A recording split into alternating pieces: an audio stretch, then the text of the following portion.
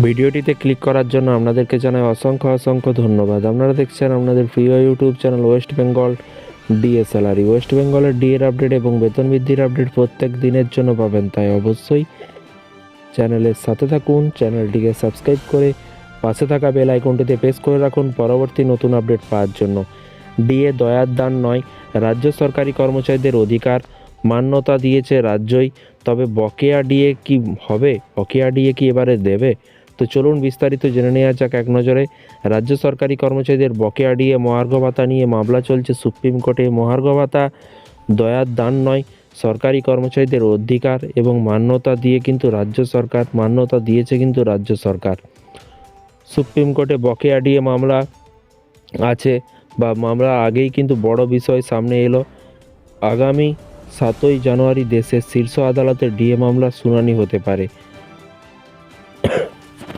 এর পাশাপাশি confederation of state government employee সাধারণ সম্পাদক বা সভাপতি শ্যামল মিত্র জানিয়েছেন, রাজ্য সরকার যে কোনোভাবে ডিএ মামলায় কিন্তু বিলম্ব করার চেষ্টা করছে, কারণ রাজ্য ভালো মতো জানে যে 2018 সালে 31শে আগস্ট কলকাতা হাইকোর্টে যে রায় দিয়েছিল সেটার বিরুদ্ধে কোনো উচ্চতর আদালতে আবেদন করেনি, বরং রাজ্য সরকার সেই রায়কে মান্যতা দিয়েছে। অর্থাৎ 2018 সালে 31শে আগস্ট সেই রায় কিন্তু পরিবর্তন করার কোনো সুযোগ রাজ্য সরকারের কাছে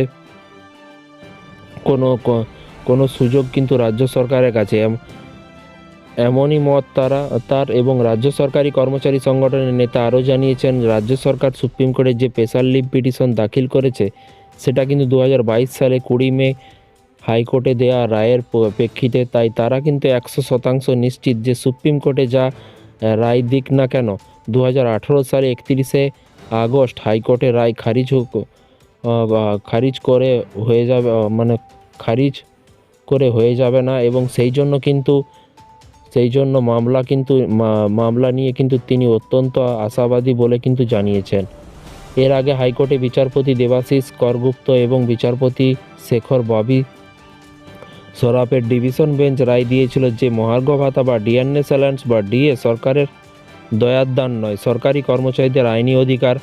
আগামী 7ই জানুয়ারি সুপ্রিম কোর্টে বকেয়া মহার্ঘ ভাতা ওঠার কথা আছে। কনফেডারেশন অফ স্টেট গভর্নমেন্ট এমপ্লয়ির নেতারা আশা প্রকাশ করেছে যে এবার সুপ্রিম কোর্টে ডিএ মামলার শুনানি হবে।